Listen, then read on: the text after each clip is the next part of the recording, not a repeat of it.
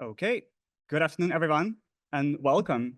My name is Mikhail Sesin, and I'm the president of the Ukrainian Student Association at Penn.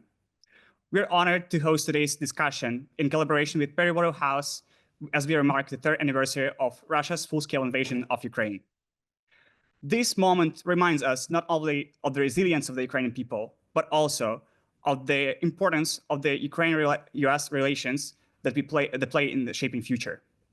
Before we begin, I'd like to announce a fundraiser that we're going to host in the Perry House lobby at the back. We'll support I hope to support our efforts in promoting Ukraine on campus. So if you would like to contribute, we would greatly appreciate your support.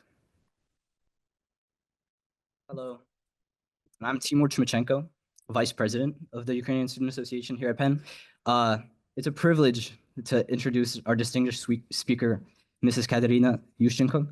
As the First Lady of Ukraine, she has been a steadfast advocate for democracy, human rights, and U.S. Ukraine cooperation. Her personal journey from growing up in the United States to navigating Ukrainian politics during pivotal moments in history gives her a unique perspective on the challenges and the opportunities ahead. We would also like to invite you guys to another important event. On February 24th at 6 p.m., we will be hosting a vigil to commemorate the third anniversary of Russia's full-scale invasion. It will be a moment for reflection, solidarity, and remembrance, and we hope you can join us. Finally, we are delighted to have Trudy Rubin, a leading journalist and columnist from the Philadelphia Inquirer, moderate today's discussion. A huge thank you to Perry House for making this event possible, and to all of you for being here. With that, please join us in welcoming Mrs. Yushchenko to the stage.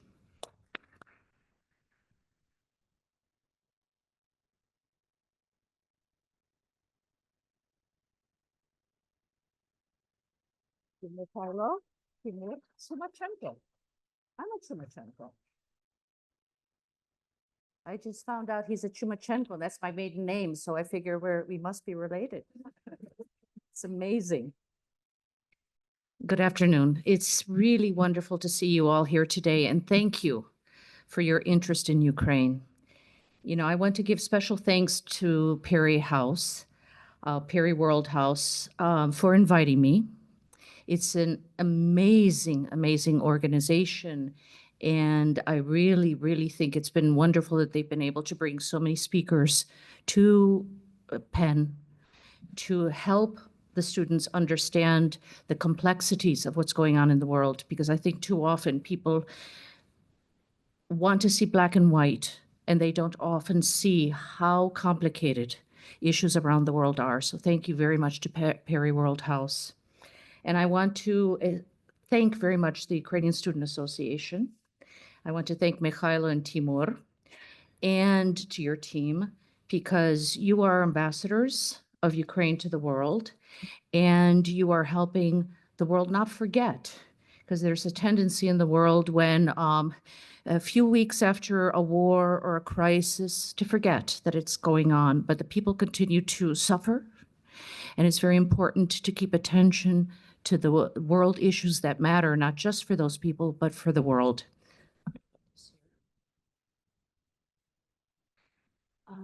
You know, it was an honor to be invited also to UPenn, because UPenn has done so much to help Ukraine in terms of amplifying our message, but also the medical programs here have been especially helpful to Ukraine, and particularly to our injured soldiers. There is a Ukraine Initiative project under Glenn Galt, and that is run by P.J. Brennan, and it's with the Penn Center for Global Health and Penn Medical, that provides orthopedic surgery. These are people that get up every morning at 6 a.m.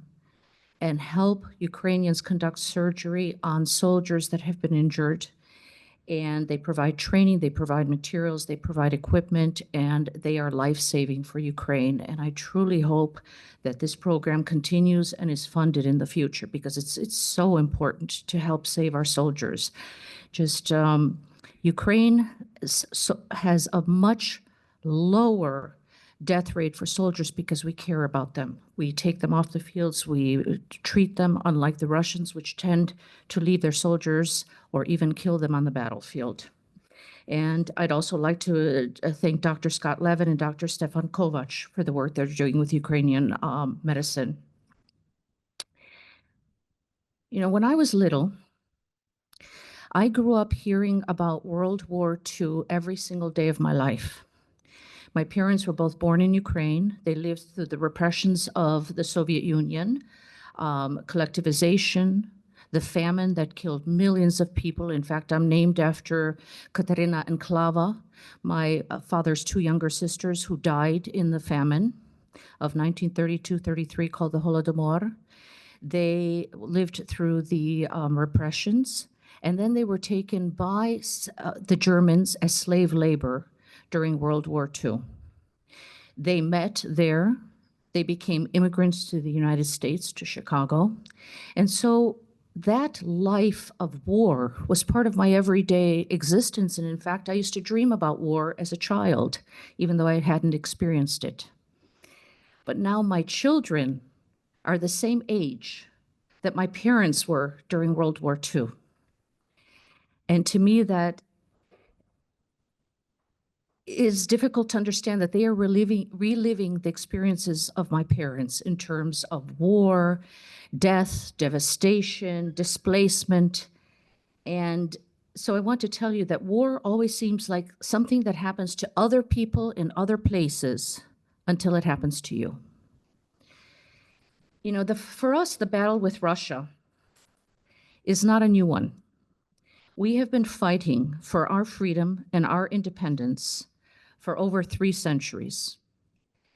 And Putin is continuing Russia's manic obsession with imperial conquest. From the time of Peter the Great to the USSR, from the time of Ivan the Terrible to the USSR, the expansion of Russian Empire was an average of 50 square kilometers per day.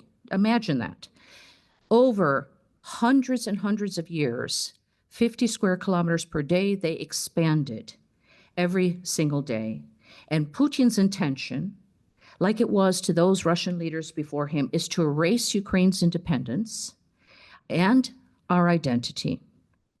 And whether it takes genocide in the 18th century or 17th century or genocide in 1932-33, they're willing to do that to make sure that they can keep their empire. Putin doesn't view Ukraine as a separate entity, but as an extension of Russia. And this mindset explains why Russian forces in occupied territories are so brutal to civilians. You know, the Russian church has said that if you kill Ukrainians, you will go to heaven because you are defending the motherland. Ukrainians understand that we have no choice but to win this war. If we give up any city, any territory, that city will be wiped off the face of the map. Whether we're talking about Bucha, Borodyanka, or Mariupol, every human being that they can find, they will kill, torture, rape, deport. They've abducted tens of thousands, hundreds of thousands of our children and sent them to Russia. They even kill all the animals in the zoos and in the farms.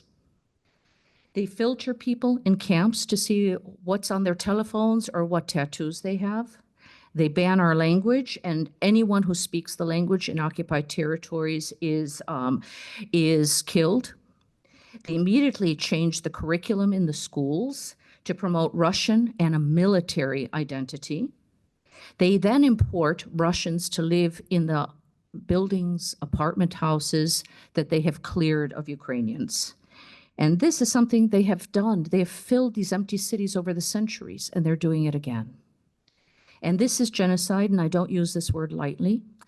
The Russians issued a genocide handbook in 2022. The Russian official press agency, RIA Novosti, published an explicit program for the complete elimination of all Ukrainians and the Ukrainian nation as such. And for us, this is a new Mein Kampf. But this is not a war about land. Please understand, for us, this is a war about identity, sovereignty, and the survival of us as a nation. So what I want to emphasize to you today is that for Ukrainians, it's not a question of territory, it's really existential.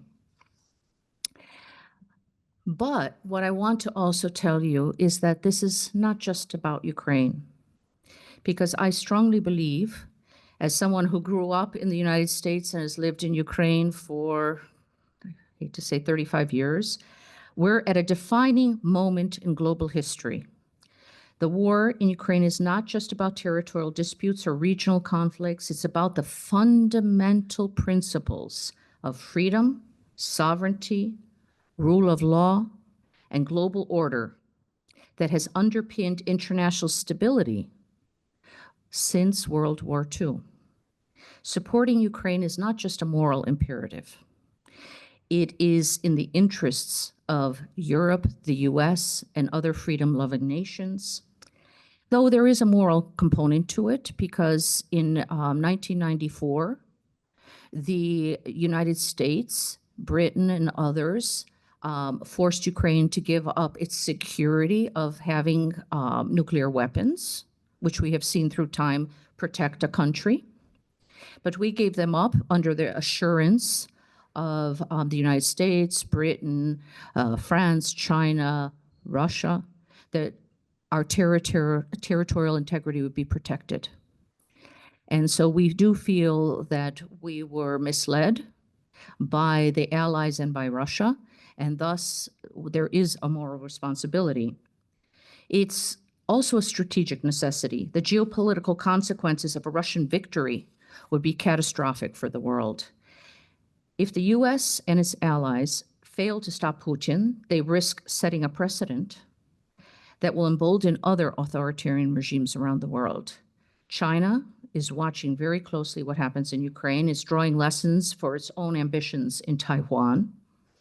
North Korea, Iran, other hostile authoritarian states feel emboldened to challenge international norms with increasing aggression. There's going to be also a great cost in defense spending, and the need for soldiers in Europe will increase, which directly affects the budgets and the lives of Americans and Europeans. In order to protect East and Central Europe, if Russia were to prevail in Ukraine, it's estimated that there would have to be an $808 billion increase in defense spending. That's 7 times more than the cost estimate of preventing a 2025-26 collapse of Ukraine's military, which is mostly money spent in the US on military production. An AEI report projects that if Ukraine is defeated, there will be over 900,000 Russian troops along a new border of 2,600 miles between NATO and Russia. The West will require not only massive spending on new weapons, but more than 250,000 more military personnel. And thus, as Richard Moore of the British MI6 states, the cost of not supporting Ukraine is infinitely higher than the cost of supporting it. And we're not even talking about the humanitarian cost and massive influx of refugees from Ukraine into Europe and other places that would happen as the result of, heaven forbid, Russia's defeat of Ukraine. The current US administration is insisting that it can force both sides into a negotiated deal. Please understand that no one wants peace more than Ukrainians who have lost our sons, fathers, friends, neighbors, entire cities to this war. The difference is that we want a just and lasting peace. You can have peace after victory, or you can have peace after surrender, and we don't want the peace that comes after surrender. The idea that appeasement will bring peace is a dangerous illusion.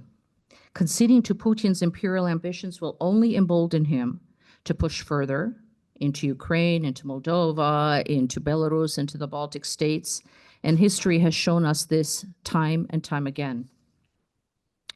You know, for those who suggest to us that a peace deal can be reached by handing over territory, I want to be clear. Russian occupation is not peace. We know what happens in territories that Russia occupies. Its methodical destruction of Ukrainian history, culture, people, and it is genocide. So when we sign off territory, we are signing off the lives of millions of people. You know, when the Russians invaded Ukraine, they came with lists into each town and city. Who to eliminate, who to replace, what to steal from museums. A friend of mine is the head of a museum. She said they came with a list of everything they wanted from her, and at gunpoint they made her hand it over. What books to burn, what books to replace. With the tanks, they brought trucks full of textbooks for our schools.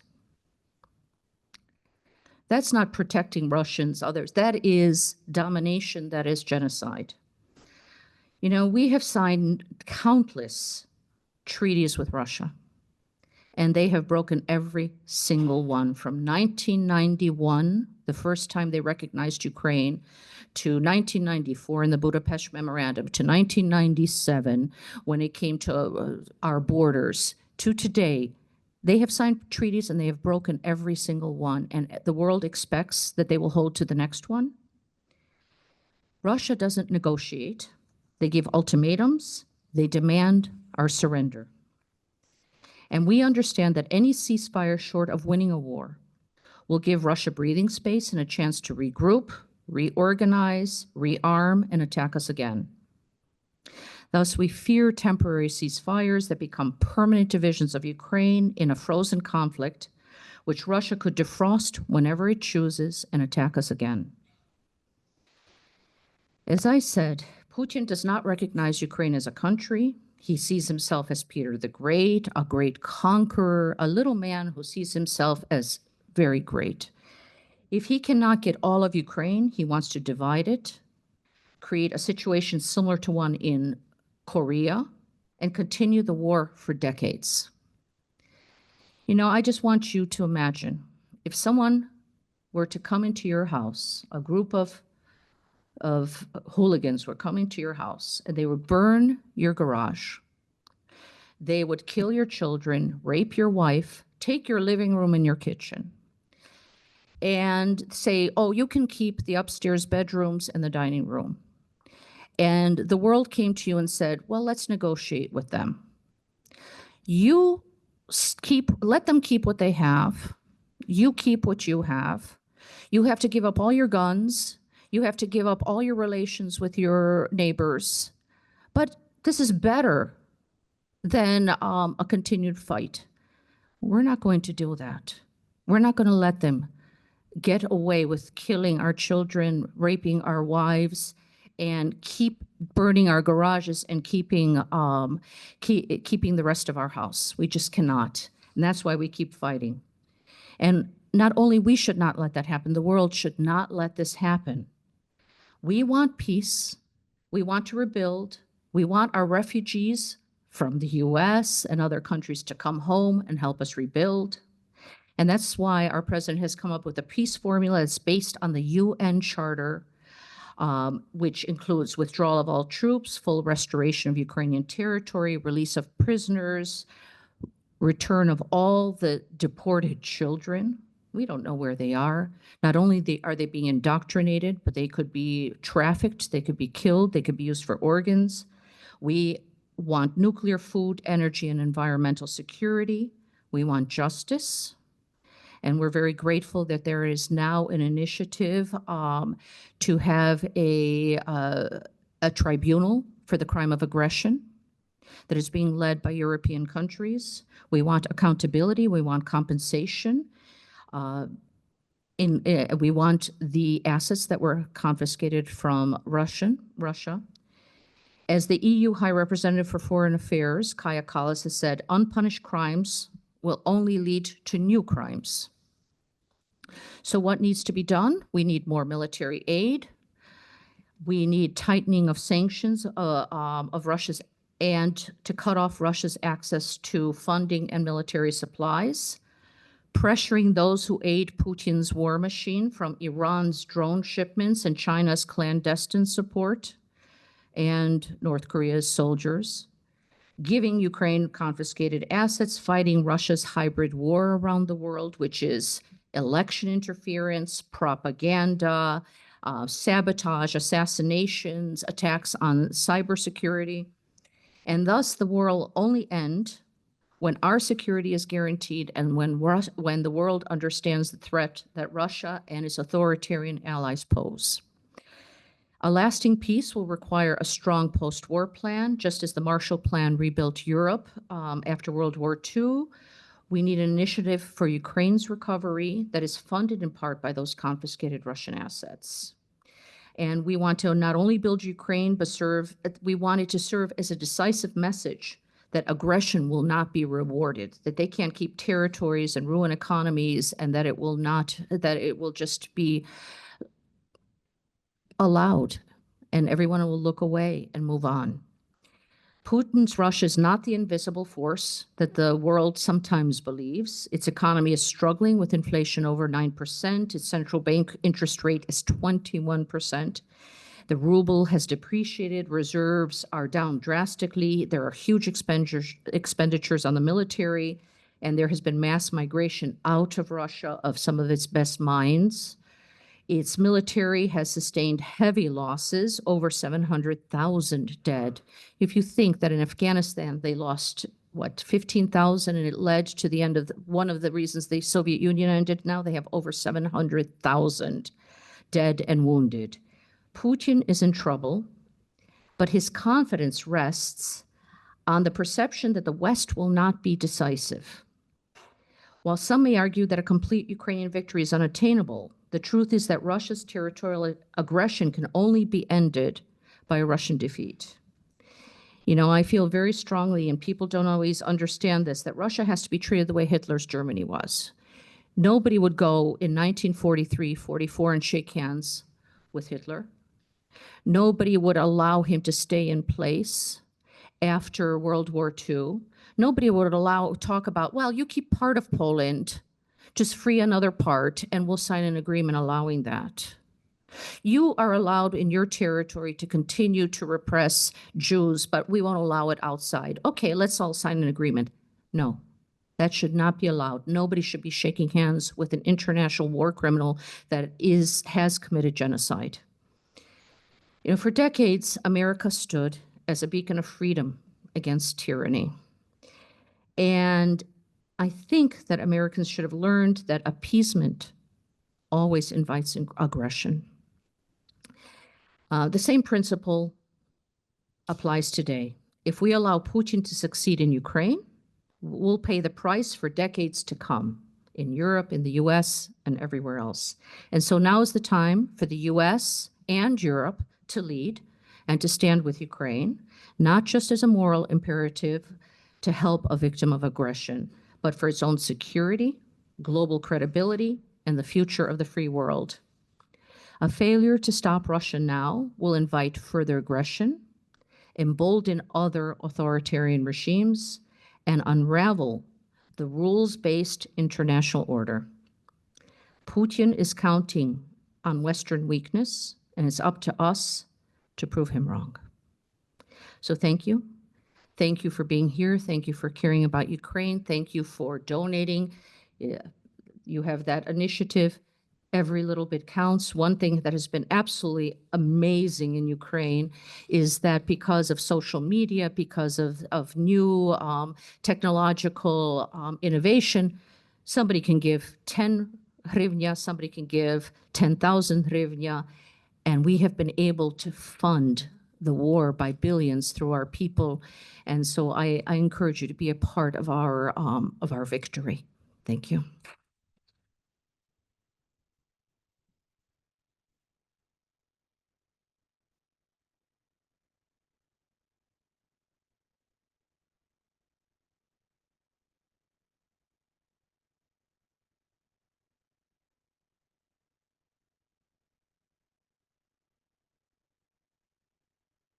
Well, it's a great pleasure to be able to continue the discussion. And then, of course, we'll turn it over to all of you. And I have had the great pleasure of meeting Katya in Kiev her house with her husband, the former president, Viktor Yushchenko. And I want to start off by asking her to recall a terrible moment when Russia tried to kill her husband in 1994 when he was running for president. And I raise that because as 2004. I'm sorry, yes, my 2004, excuse me. And I raise it because in the discussion we're having, and from what Mrs. Yushchenko already said, you see that the war, Putin's war on Ukraine is not really about a war between him and NATO, as he keeps calling it. It's a war for expansion, an imperial war. And so I want to ask you about this attempted poisoning of your husband. If you could describe what happened, because this was long before Ukraine was ever invited in the way of future to join NATO in 2008. This was about something else, about Putin versus Western values, because Mr. Yushchenko, as he was running for president, wanted to turn the country more to the West. So can you recall, relive that moment when he was poisoned and what happened? Indeed. My husband became prime minister at the same time that Putin became prime minister in Russia. It was in 2000. And at first he recognized Ukraine. He seemed to be a liberal. But then when he started to see the opposition in Ukraine that my husband ran, when he started to see so many Ukrainians start choosing a European path and away from Russia, start choosing freedom, democracy, freedom of the press, and a path toward EU, he became worried and angry because that would undermine the kind of, you could say, repressive society that he was hoping to create as a former KGB agent, who thought that the worst disaster of the 20th century was the end of the Soviet Union, and he wanted to recreate it. And so he started what became a hybrid war against Ukraine, and later became a hot war against Ukraine. And the hybrid war that he is now using Europe and the United States in terms of election interference, buying media, buying far right, far left groups, buying demonstrators, that all began in Ukraine in 2004. He started developing all those methods to interfere into our political system. But my husband was campaigning in early 2004. They shut off the electricity everywhere he went. They closed the halls that he was in. One time his airplane was not allowed to land. They almost ran out of fuel. One time a KAMAZ truck ran his car off the road. They were trying to stop him, but they saw that they could not. Their puppet in Ukraine, Medvedchuk, said when he announced his campaign that he will never be president, mark my words, he will never. And I told my husband then that's a direct death threat. And they tried all the, but they saw that they can't change mentality, because the Ukrainian mentality has always been different than the Russian mentality. The Ukrainian mentality is extremely individualistic and freedom-loving and European, as opposed to the Russian mentality, which is much more subservient and based on a long period of Mongol occupation. So when they couldn't do anything else, they tried to kill him. And it was they really thought he would die within a few, but for a number of reasons, he didn't die immediately. Luckily, after a few days, we figured out what was happening. And though many people were against it, we took him out of the country, and they found that he had been poisoned by dioxin, a type of dioxin that was only made in Russian labs. Everybody who was involved the evening that he was poisoned ended up in Russia, and that's why the investigation has never ended, because they're not or anywhere else to be investigated. And he survived. He survived after, even though presidency involved 26 surgeries first 22 months in office. And, but he survived. And when he first went onto the square after the poison, and people saw what it had done to him, to his physical state, to his looks, he said to the people, I am the face of Ukraine. This is what they're trying to do, all of Ukraine, but we have to overcome. And the people stood up. They stood up in 2004. They stood up in 2014, 13, 14. They stood up when the war, when they attacked us the first time. They stood up when they attacked us the second time, because we can't let that kind of intimidation happen again. And what's frightening is that the West often ignores similar situations when they kill people in England, when they interfere in elections. And no, you know, in a democracy, you don't want to think about long-term problems. You want to solve them immediately. So it's easy to sometimes close your eyes to what the hybrid war that Russia is waging against the West first waged in Ukraine. And the Orange Revolution that your husband waged against it was the start of the fight back.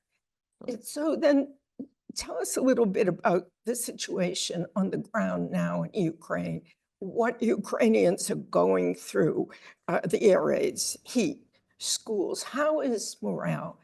And how are people finding the energy still to fight back? Yeah, we have no choice. You know, I say our resilience comes from fighting the same war for 350 years. We deal with 4,000 guided bombs falling on our country every single month. We deal with hundreds of hours every year spent of hiding in shelters, under air raid alarms. I turned off my phone so it wouldn't ring, but I often keep it on so people, wherever I am, hear the air raids and understand what we deal with day in and day out. They have been in their bombing targeting civilian and civilian infrastructure. From 80 to 90% of what they target is civilian infrastructure. They also have this practice of doing multiple targets. So just when the first responders get there, they attack again. So they kill not only the original civilians, but the 50 people who came to help them. You know, we have had 4,000 schools. I'm looking at my notes because I want to get the numbers right. 4,000 schools destroyed or damaged, 2,000 hospitals destroyed or damaged, 200 churches, 770 libraries, 120 museums. But also that means every day we read about somebody's son. We read about poets and actors and opera singers that we have watched for years. They've died on the front because they all went to the front to fight. We hear about it is 560 athletes who have been killed in this war. And then we wonder why Russia continues to be able to participate in international events when 560 of our best athletes are dead because of their actions. You know, so it is incredibly difficult. As I said, for me, listening to what my parents told me about World War II and seeing what's happening today, it seems like a bad dream that history is repeating itself. On the other hand, what I would like Trudy to emphasize is that Ukraine is much more resilient than not only the world thought, than that we thought as Ukrainians. I was so worried in the first days of the big Russian invasion that we wouldn't have internet, banking, stores would be empty. No, internet almost never stopped. Our banks continued to work. I could transfer right now in 1 minute to my children's account in their credit account. I could transfer from my credit account to their credit account in less than 30 seconds. The stores were always filled. Yes, no Coca-Cola for a while after they bombed the Coca-Cola plant, but then it appeared again. There was no ketchup after they took that whole area of the country that produced tomatoes. We had to deal with Polish ketchup for a while, but now we have our own again. The resilience of our people has been amazing. what's also been amazing is the creativity of our people. You know, especially everyone has been supporting the war effort, but also all the women that have remained at home as their husbands and boyfriends are they've started creative industries. They on Instagram, they're creating little things like this little pin I ordered from a young woman who makes them in her house. And the creativity has been amazing. The songs, you know, it used to be we didn't have very many new Ukrainian songs coming out because everything was dominated by the Russian language. Now, every day you turn on the radio, there's a new song, there's a new theater. I can't get tickets for some of the theaters in Kiev or Lviv because they're packed 3 months in advance. And I recently attended a poetry festival in Lviv, which was room after room after room of an old industrial plant filled with young poets, some of them reading their poetry to rock music. And the program is called A Land of Poets. And I said, we are a land of poets, writers, creators, and we will win. That's why we will win, because we will not give up. We honestly, this creativity is what keeps us going, even with all the air raid sirens, even with all the deaths of our neighbors. Even when one poet dies, 15 more stand up and I'm going to cry. 15 more stand up and say, we're going to now honor that person by writing our own poetry. I have a list of questions that I would like to ask, but it's time for questions from the audience, and I may take advantage of my chair and sneak another one or two in between yours. Yes, I will point to your hand, and this young man will come and give you the mic. Or this young lady. Questions from the audience? I see one in the back here.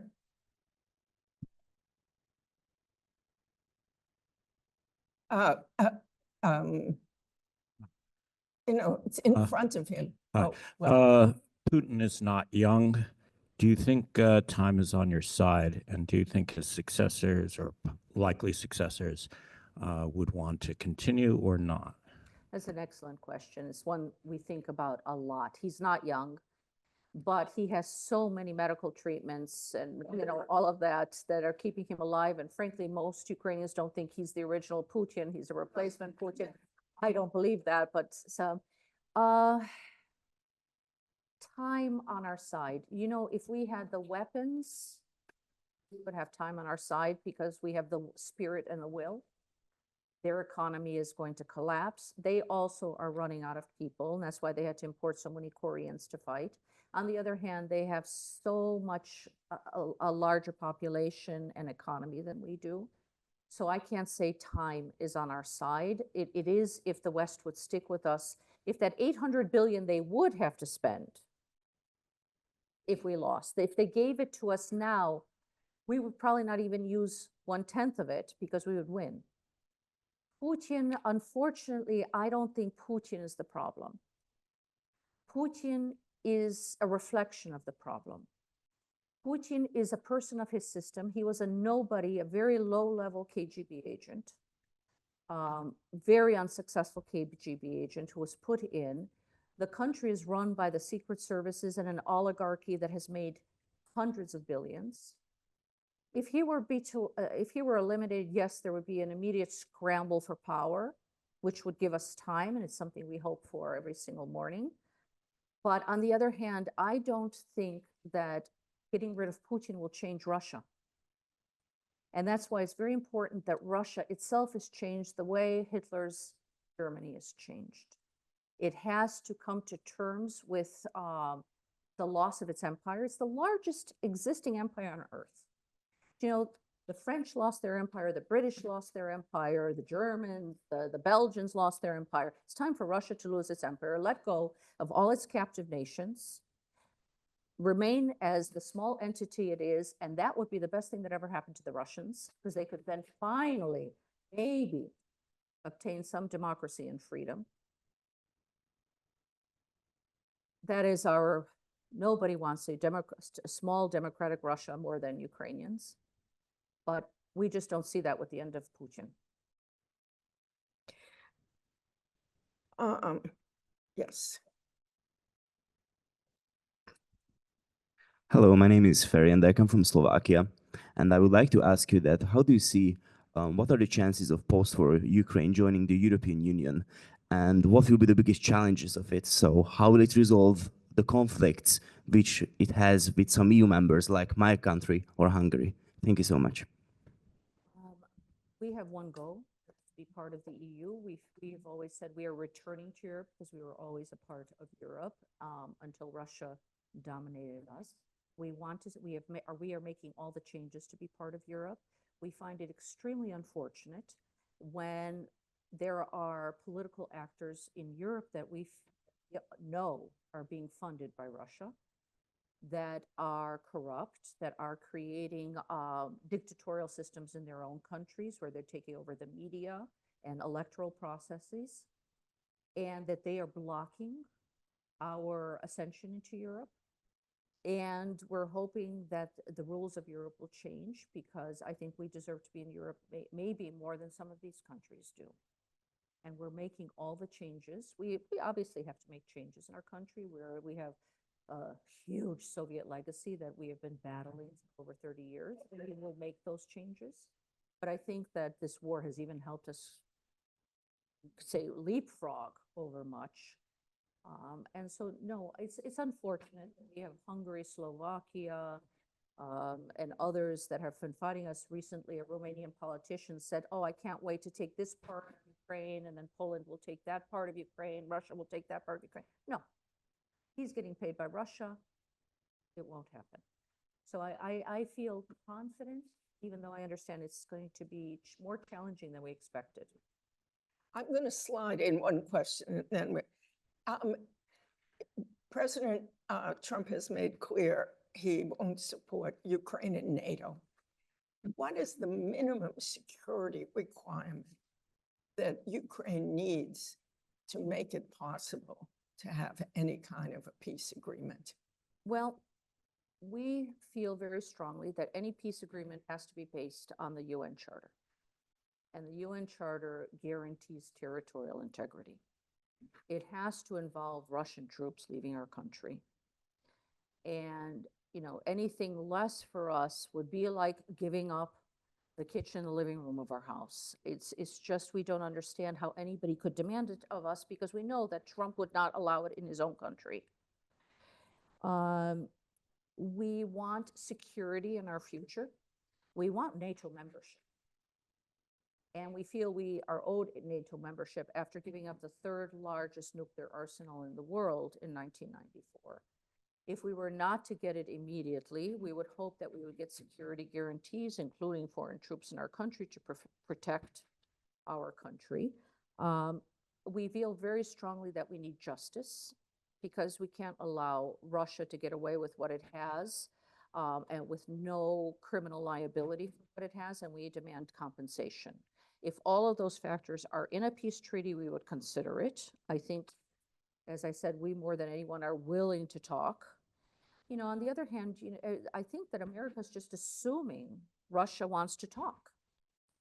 Russia has said, we're willing to have a peace agreement if Ukraine surrenders, if it gives up all its weapons, if it seeks European ties and a European membership. So basically, if it's folded into Russia, then we'll talk. That's not the kind of talks we can talk about. It's like, take the rest of the house. Yes, this young woman with glasses. Thank you very much for your talk today. So my question is, so far we were talking about the United States as the country that is kind of on the right side of history. What would happen, or how Ukrainians see the future if the United States will flip the side, which is right now, even the United States talking about the territorial kind of dreams of Canada or Mexico or other countries.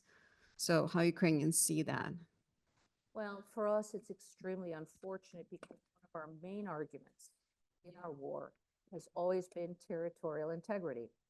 It has been the UN Charter. It has been the idea that borders are inviolate, that the reason we have had peace, relative peace, since 45 has been the fact that we can't talk about changing borders. Because when you do, how many border disputes, you can ask this young man, Slovakia might have. You know, how many Hungary, Romania, everybody has border disputes. This is just Europe. Let's start talking about Africa and their border disputes in the middle.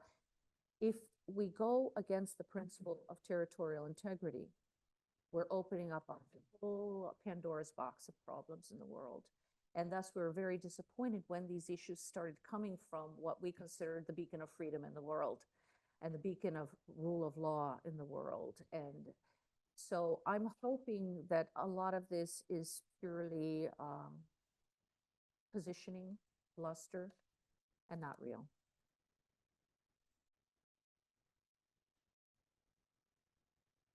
Do we have another hand here?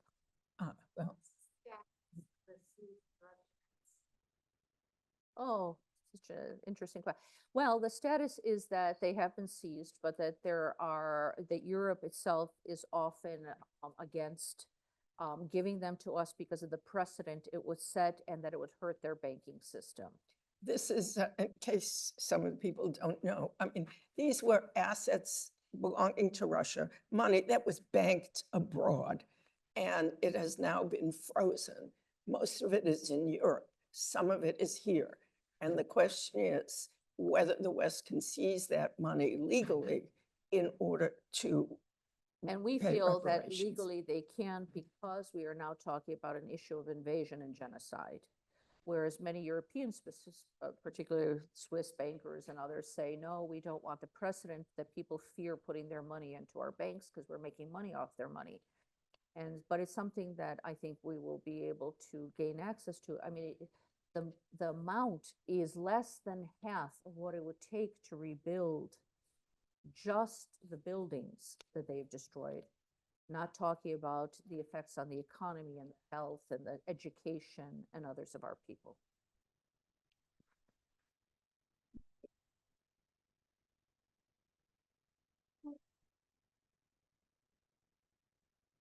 There are reports that Trump is going to use tariff relief with China to try and pressure them to get involved in brokering a peace deal between Russia and Ukraine. Do the Chinese have any credibility in Ukraine if they were to play a role in getting involved in peace negotiations? Interesting question. I think that earlier Ukrainians would have actually welcomed China becoming involved because I think that they had not only economic interests in Russia, but economic interests in Ukraine. But I think that after they very visibly supported Russia in this war and have been giving weapons parts, we also understand that China has an interest in the West losing in this war, because if Ukraine loses, they will feel much more, assured about taking Taiwan. They are looking for weakness on the part of the West. So we don't completely trust China. But if they were a part of a peace process that included the United States, Poland, and others, we just don't want to be put one-on-one, forced to sign something that is impossible to sign. You know, just a little note, if everyone pressured our President Zelensky, to sign, he has to respond to the will of the people. And if he were to sign away our land right now, there would be another Maidan, and he would be out of his position, because we believe in a representative democracy. So he cannot just sign anything. It's what the people want, and particularly the voice of the soldiers who have been on the front, their mothers and others. So we hope that China will play a positive role, but we have concerns about that. Yes.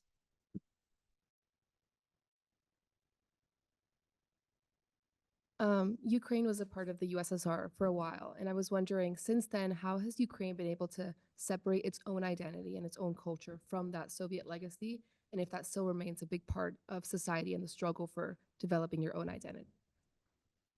Right Did now, everyone hear the question? yeah. how has Ukraine been able to separate itself from the Soviet identity? You know, if you ask a child right now on the square who was Lenin, who was Stalin, they'll shrug their shoulders and say, I have no idea. Even some of the little kids whose grandparents take them out into the square with red flags and you ask them, you know, what is the Soviet Union? They don't know. We have moved past that. I'm not saying it didn't hold us back because of the economic structure of the Soviet Union, the lack of private property that was taken over by oligarchs and influenced by Russia back many, many decades. We understand that, but we have changed. And I would say that here we can even say to Putin, he has helped us change more quickly than we would have changed before. We are now more united as a nation than we have ever been in our history, more understanding of our history, the importance of our language, more understanding and grasping for our culture, traditions, rituals than we ever have been before. So we have moved away very, very much, and as a result of this invasion, even more quickly. And our young people are striving to learn more about history and culture, which they maybe 20 years ago when our television was dominated by Russian popular pop culture and everything, it wasn't so much that way. Now it is, and there is no going back. President Trump is very transactional, as we know, and he has suddenly become aware that Ukraine is home to many rare earth and critical minerals that China has large amounts of and the rest of the world is looking for. So if you were making a list of the advantages to the United States of helping Ukraine win, both geopolitical and economic and even military, you know, what would you list among those advantages? Well, I would list, first of all, world peace and, Right. you know, the precedent that I would set for authoritarians as number one, the fact that, number two, the fact that if Russia wins, it'll cost the Americans hundreds of billions of dollars. Our critical earth metals, our precious metals, are something that we really need partners to develop. We know they exist. There's a lot of opportunity for Ukraine in the metals, in the agriculture and energy, in technology, creative industries that we want to develop that are going to be, I think, economically extremely positive for Ukraine. We need partners to develop them. I feel very strongly, and I know Ukraine's feel very strongly, that we want to make partnerships with those countries that were supportive of us. So if the U.S. has been supportive, if they continue to be supportive, of course we would welcome opportunities to develop those metals, which are worth trillions, if I understand correctly. We're willing to work together on that.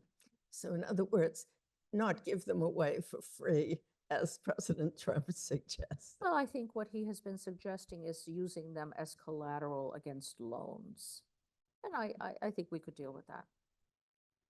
We would love a lend-lease where we could buy every weapon system we need openly.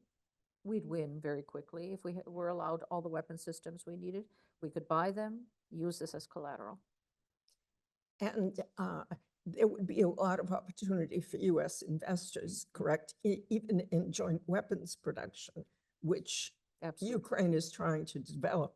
You know, it's very interesting to see how strategic institutes around the world, military institutes, are changing their educational structure, their strategies, and everything based on the Ukrainian war, because the Russian invasion of Ukraine, because they understand that what's been happening with drones, with radar, with everything is changing the outlook of military in the future. And so, and Ukrainians have more experience, more knowledge. Ukrainian army is the only one in all of potentially NATO that can work with British weapons, American weapons, German weapons, Spanish weapons. We will be an asset for NATO. And we want very much to be able to produce those weapons in our country because they'll cost us 10 times less than buying them abroad. Questions? I just have one question. Mhm. Do we have one here? Ukraine has paid a high price in the injuries to young men and women. And I actually have seen some of the work that Penn doctors have done at this Penn Global Health Project. Every morning, practically, Penn doctors are helping not just with orthopedic, but with microsurgery to connect veins in these terrible blast injuries to save limbs or to keep them from becoming infected or losing the whole limb. And so Ukraine already has a huge number of badly injured young men and women and a terrible mental trauma, especially returned prisoners of war. I've talked to women prisoners of war who've been tortured so brutally, it's disgusting even to talk about it. How is Ukraine going to cope with all of this? Because it's already becoming a problem. And it's a problem for mobilization as well. Well, we have already initiated many programs of mental health because we know the PTSD from soldiers, know how difficult it was for children not to be able to study normally, but to work in shelters and listen to air raids every single day. Girls constantly saying, "Mom, am I going to die today?" How does that not affect people? How about all the young widows, the older widows, the mothers who have lost 3 sons or something? How do you deal with that? We need programs. We're developing our own. Psychology was never something Ukrainians had or studied. And now everybody has understood the importance of that. We have more psychologists. We're looking forward to support from abroad, including from USAID, to help us with some of these issues.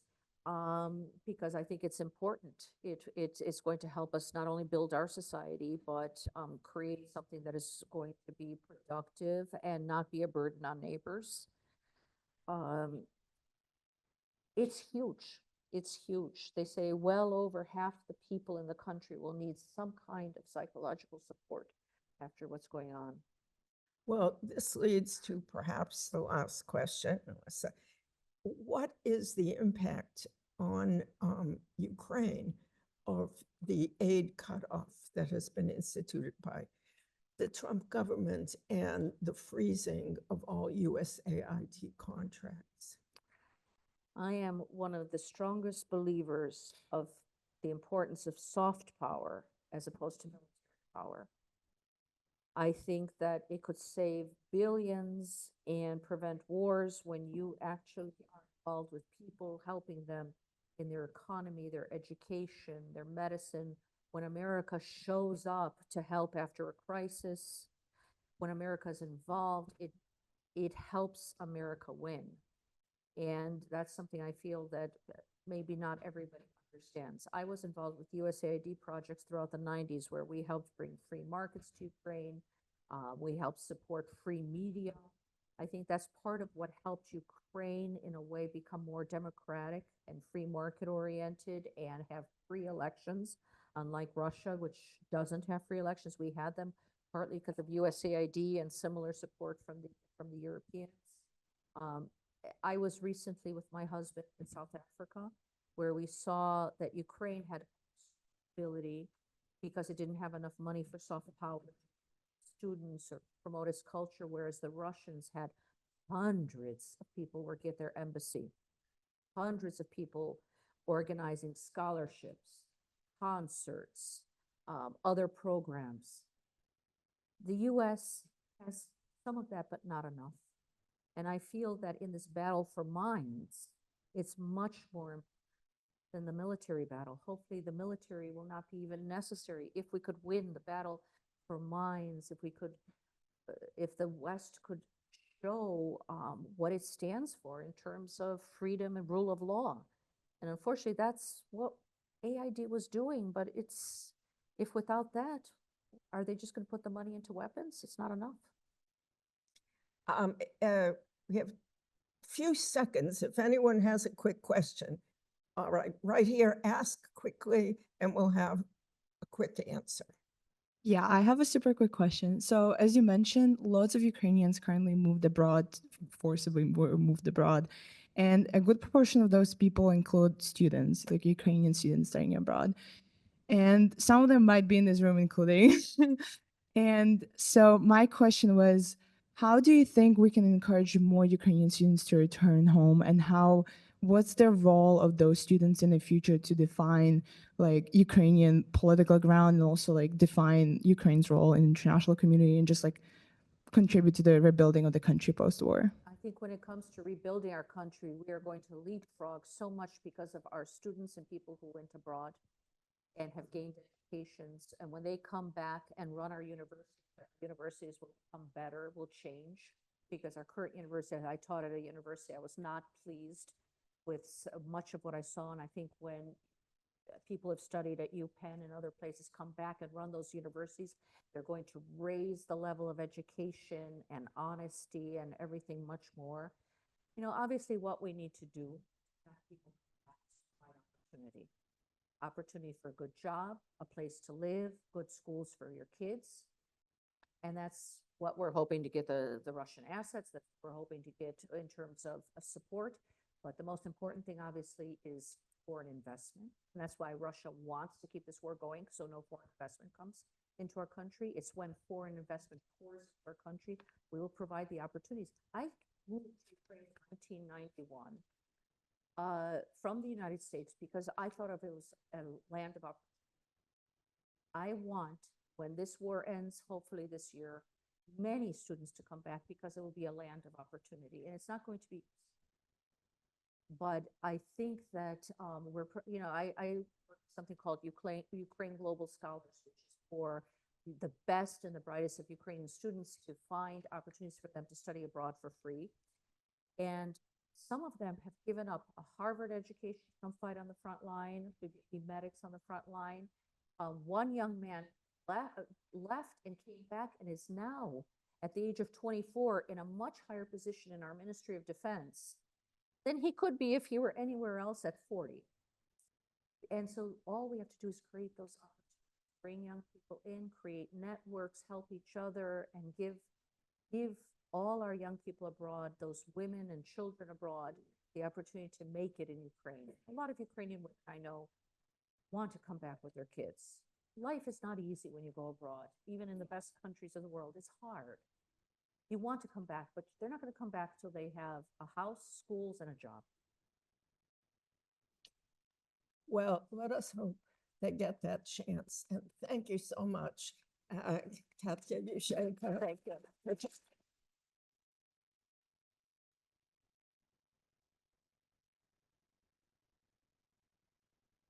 Say, when my husband and I travel abroad, we always like to find, carry too much, but I'd like to a book about the treasures of Ukraine and our culture and our history, to leave it in house so that people understand. We want it in you. Thank you.